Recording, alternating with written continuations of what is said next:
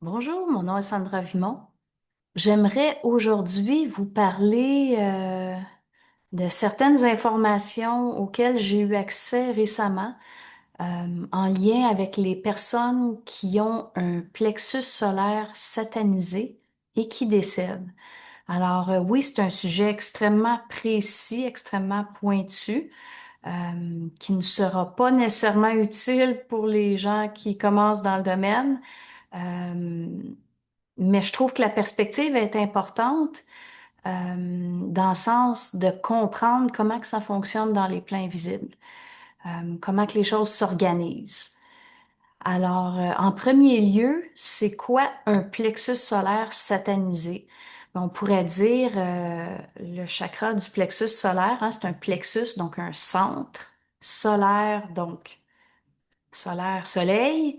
Alors, on comprend que c'est un centre qui est supposé de rayonner beaucoup dans l'individu, puis qui doit laisser circuler l'énergie. Ce qui arrive quand ce centre-là est satanisé, qu'est-ce que ça veut dire? C'est un peu comme une éclipse solaire. Hein? Alors, il y a quelque chose qui vient cacher le soleil, cacher la lumière réelle dans l'individu. Puis, on se retrouve avec un individu, certainement dans le profil pervers narcissique. Mais encore une fois, ce ne sont pas tous les pervers narcissiques qui vont avoir un plexus solaire satanisé. Mais c'est un phénomène qui est quand même assez récent, assez nouveau, depuis qu'il y a un antéchrist sur la Terre, que je perçois graduellement des cas de satanisation graduelle. Ces personnes-là peuvent sembler très normales.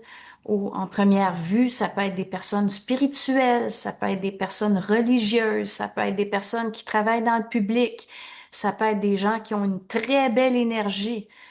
Puis je dirais plus souvent qu'autrement, c'est ce qu'on perçoit. Alors, ces personnes-là ont été attaquées dans leur psyché, dans leur corps, puis ces personnes-là induisent en erreur les gens dans leur entourage, leurs proches, parce que très souvent, ils ont une belle énergie qui est luciférienne. Donc, on pourrait dire qu'il y a une sorte de vampirisme qui se fait à l'insu des gens. Parce que si c'était si évident que ça, les gens ne se feraient pas piéger, hein. On comprend que Satan travaille avec Lucifer. Qu'est-ce que ça veut dire en, en langage français très simple?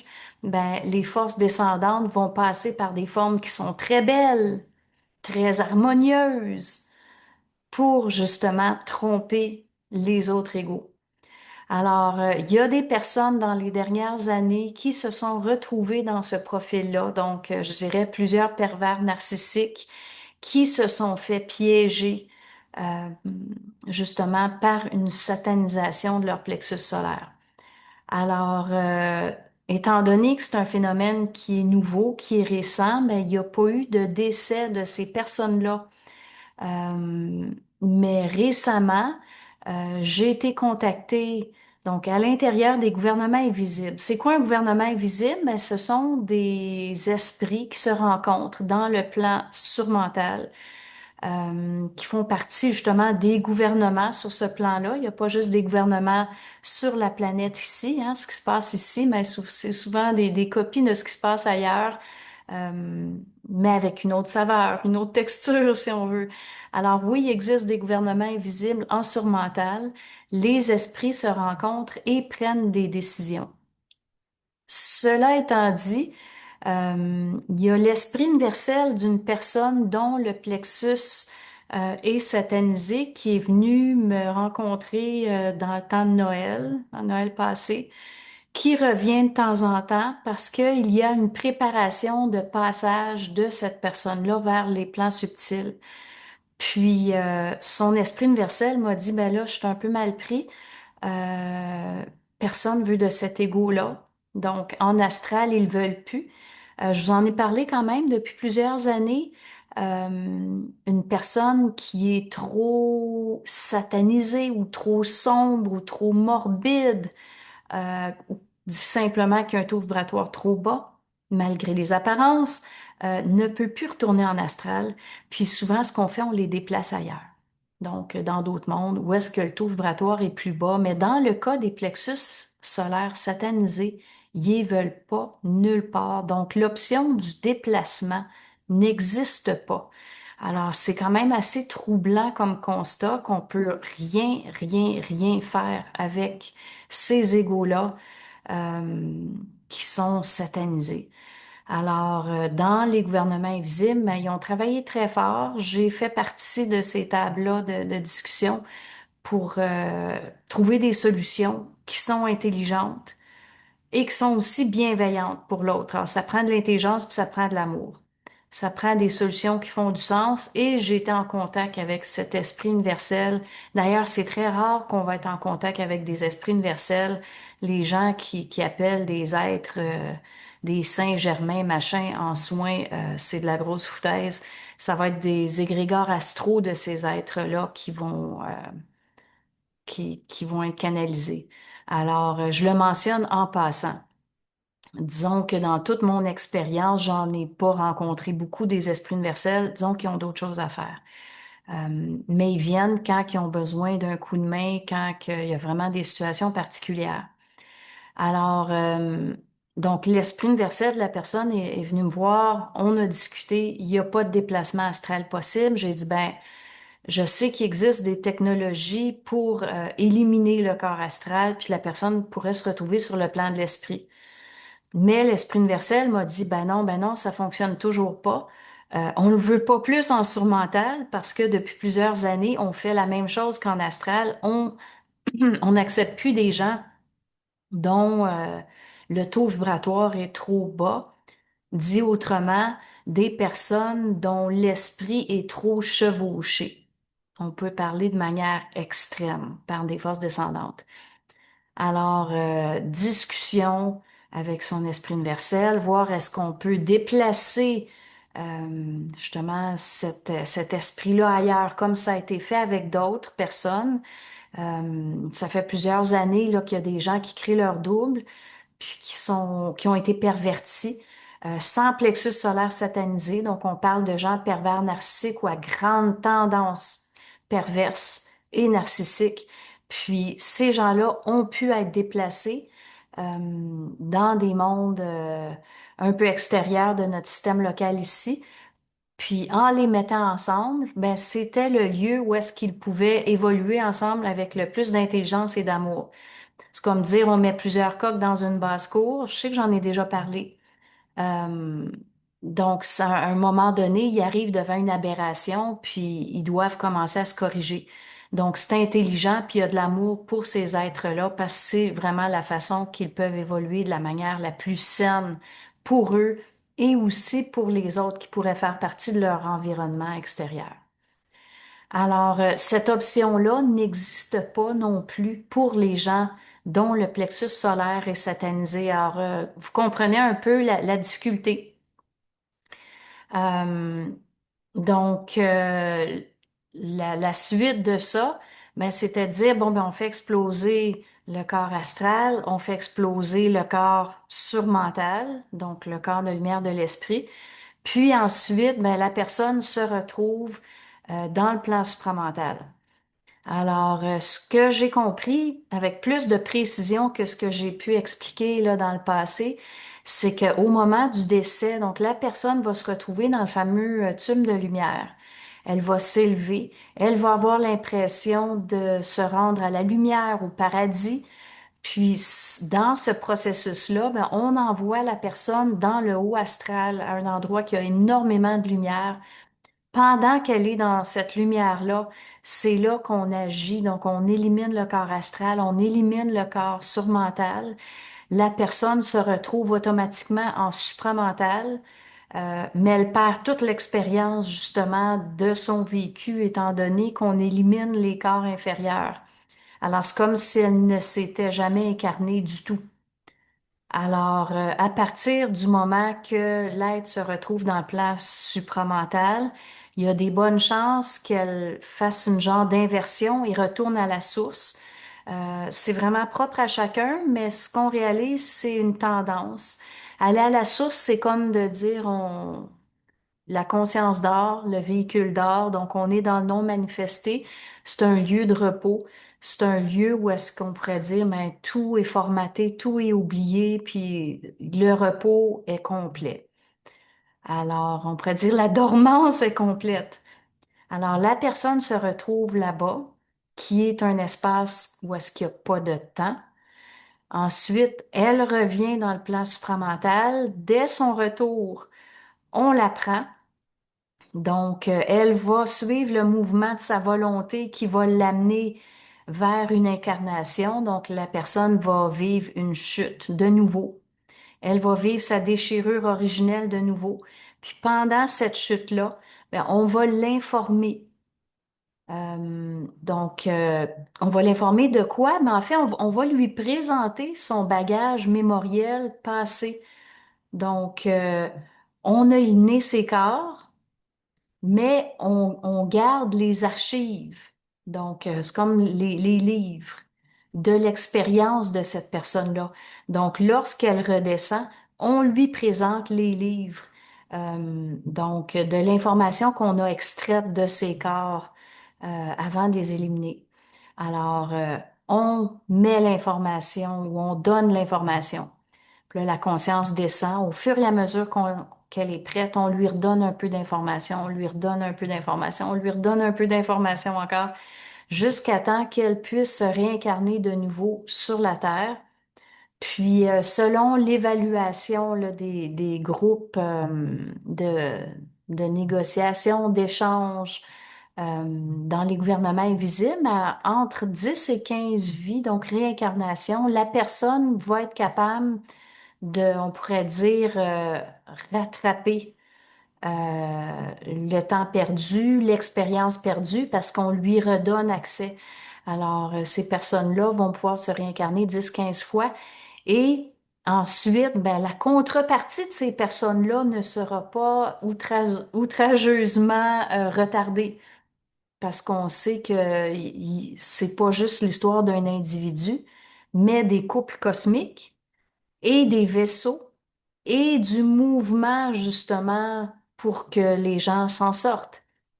Donc, je trouve que c'est quand même extrêmement intéressant d'avoir la perspective générale parce que c'est utile pour tout le monde, autant que c'est utile pour les gens qui se sont fait sataniser, qui avaient des rôles extrêmement précis à jouer sur la planète. Ce n'est plus nécessaire qu'ils soient là une fois qu'ils ont rempli leur rôle. Alors, c'est de dire, bon, ben, ils sont renvoyés à la source, ils redescendent, on leur explique ce qui s'est passé avec les archives mémorielles et ils peuvent continuer à partir d'où est-ce qu'ils étaient rendus, mais avec une déchirure différente, une expérience différente et surtout l'accès justement à leur expérience qui n'a pas fonctionné. Alors, c'est vraiment, on pourrait dire, ça devient comme un privilège qu'ils ont, étant donné qu'ils ont déjà fait cette expérience-là. Alors, ça serait aberrant de ne pas leur donner accès à cette expérience-là pour qu'ils puissent s'en sortir de manière convenable. Parce que, tu sais, souvent, je le mentionne, on ne peut pas oublier personne dans la conscience. Il y a personne qui est trop satanisé puis dire, ben, on les oublie. Ben non, on peut pas oublier personne dans le sens que il faut retrouver notre nature solaire complète. On peut pas perdre des parcelles de lumière. Euh, Puis on pourrait dire, ben, les contreparties de ces personnes-là, ben, ils ont besoin que les personnes qui ont été satanisées soient aptes à pouvoir ensuite créer leur double, intégrer le principe de l'amour et vivre la fusion complète. Sinon, ben, on est retardé à un niveau collectif. Puis ça, c'est un point que je trouve qui est extrêmement important à comprendre.